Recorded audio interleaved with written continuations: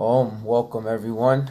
I'm enjoying my day off today, getting some much needed rest from work 6 days a week.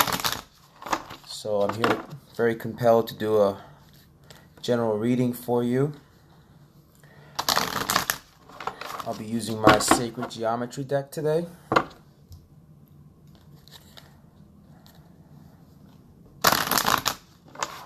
Okay, let's get started. First card is Alchemy. The frequency of alchemy activates our magical ability and remembrance of the magic that we all hold inside. Each one of us has the potential to access the ancient knowledge that allowed the true alchemist to perform the miracles of transmutation. Alchemy. We are all alchemists by nature. And this life, in my opinion, is in front of us so that we can learn to be master alchemists. It is very chaotic to live in this world without any kind of spiritual foundation, without any kind of spiritual teaching that really resonates. And the amazing thing about when you do find something that resonates is you start to piece together what's in front of you. You start to understand that everything in front of you has a purpose. Hello, Christina.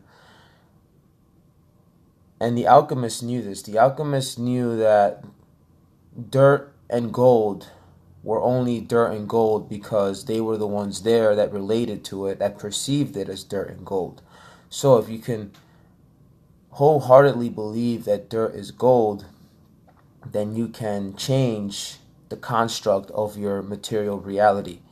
Just like with us, if we can perceive our hardships as blessings, we can change our reality. We can see that although, yes, there's always going to be something in front of us that's going to push us, that's going to trigger us, it's going to make us feel like there's some work to be done.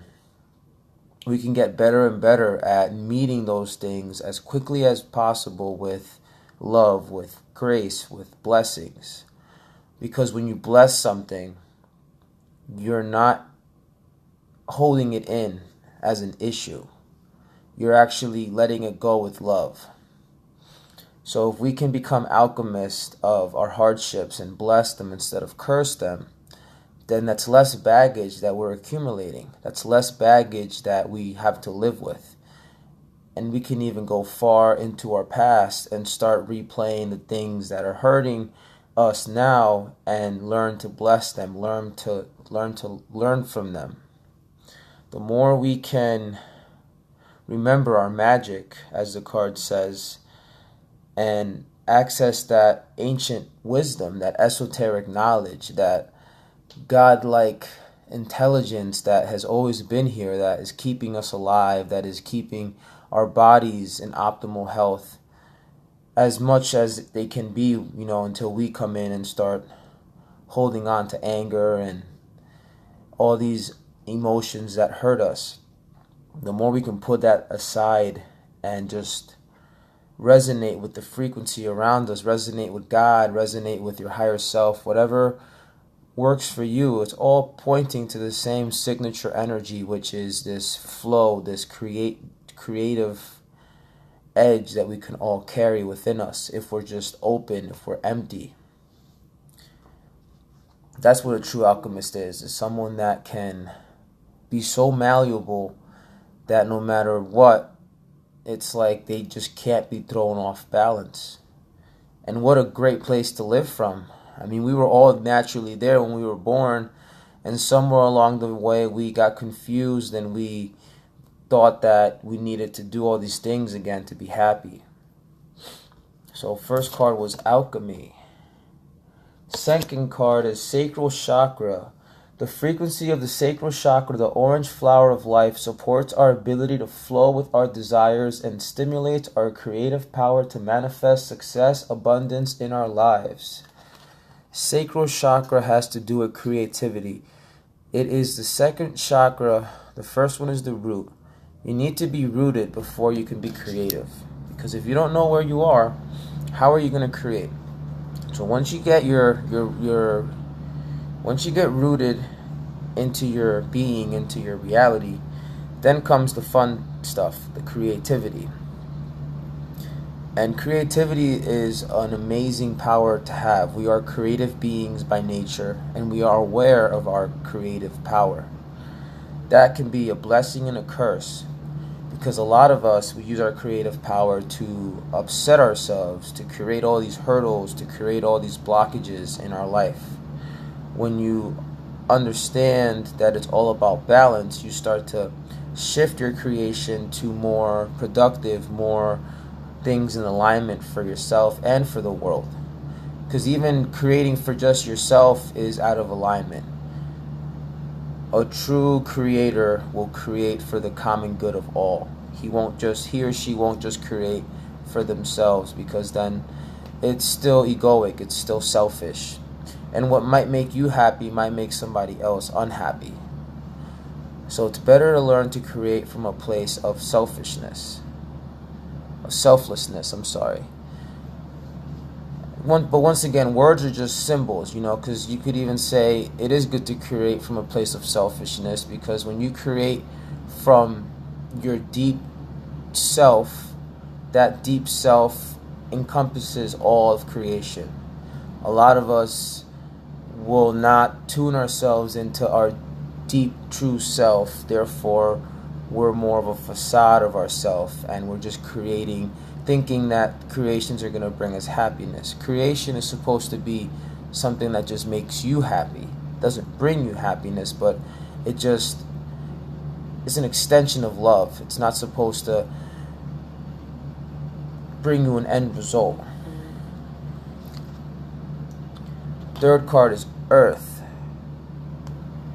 The frequency of Earth activates our deep connection to this physical plane by showing us the beauty of all the aspects of our Great Mother and revealing the more ethereal, spiritual aspects of our nature.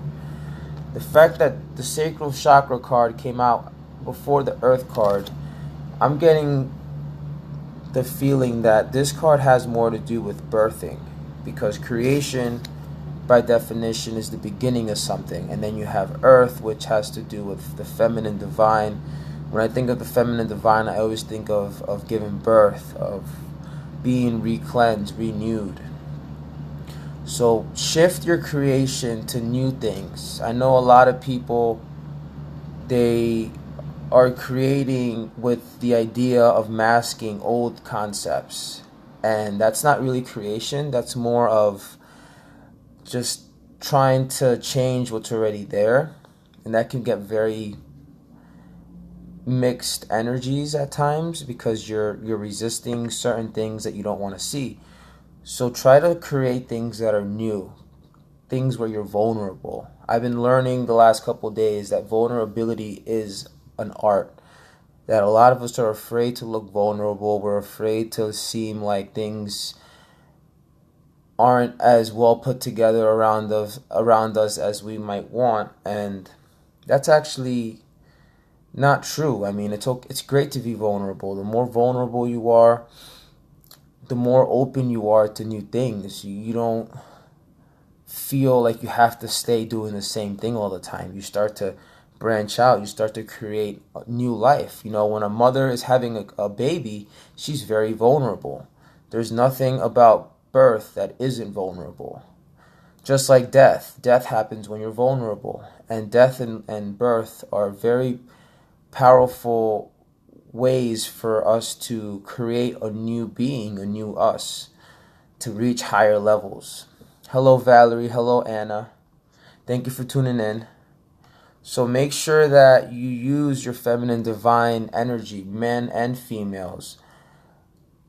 Do your best to create and activate deep connections within yourself that are also tied to your material creation. So go within, but then also reflect that peace, that harmony that you're feeling outside of you. Fuse it into your actions, into your speech, into anything that you do. Be an example. Don't just talk about all the things you're learning. Actually implement them. Knowledge is only true power when it is applied. If you just learn everything and not apply it, it can actually make you more confused than before. So it's better to just read about a couple things and work on those couple things if you are going to read, than filling your mind up with all this amazing wisdom, but yet now you don't know where to start because it seems so overwhelming. Fourth card is Gaia. Also has to do with Earth, feminine, divine. The frequency of Gaia reminds us that we are infinitely connected to one another, just as we are to our great mother, to the universe that birthed us. And once again, like I was saying before, create with the idea that it is going to help everyone. Ask yourself the question of, if everybody were to do what I'm deciding to do right now, would the world be a better place? If you're deciding on making money to help your family, if everyone did that, would the world be a better place? And the answer to me, of course, is yes. But then there's other things that you could be wanting to do that might not be for the greater good. Like, not helping the person that's upsetting you, or overlooking that somebody's having a bad day and being mean to them. These are harder choices to really talk about. But if you see the world as one, if you see that everything is connected, it gives you a certain type of wisdom that can't really be expressed in words. It's just something that you experience within. Because like in the card, there's various circles, but yet they all tie together to one. Last card, Divine Masculine. The frequency of the Divine Masculine supports our strong focus and active side, allowing it to express itself while helping us to bring our dreams and ideas into form with kindness and wisdom. Divine Masculine. There's been a lot of talk about the Divine Masculine lately. There's a lot of men that are starting to understand that it's not all about being aggressive and getting what you want out of just sheer force. That there's an order, and that even if you get what you want at times, life will find a way of taking it away if you don't deserve it.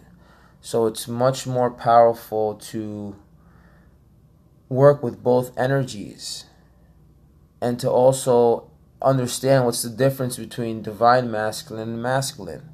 Because Divine Masculine is more of a consistent energy. It's not as broken apart as just the masculine energy. Masculine energy has a lot of anger tied to it, has a lot of force and control tied to it, while Divine Masculine is more about consistency. It's more about, yes, getting out there and getting things done, but also going about it from a place of love, of clarity, of not needing to do things just to make yourself feel better or feel happy. So both polarities are very important in my life personally. My Divine Masculinity is growing a lot. I'm learning how to speak my mind, but yet not sound like I'm trying to overimpose on people. I'm also learning from my Divine Feminine that it's okay to just let things go, and to just trust that things will come back full circle. That there's really nothing to achieve per se. That life will always meet you with what you need to be met in every moment. So even when you do fall down and make a mistake, it's okay, because life will just give you another experience where you will learn how to achieve what you want to achieve. So it's very important to just go with the flow and not let life put you in this corner where you feel like you must get things done. So that's it for today. Much love, guys. Thank you for tuning in. If it helped you, please share it out. I'm sure there's other people out there that can benefit from it. And till next time, peace. Namaste.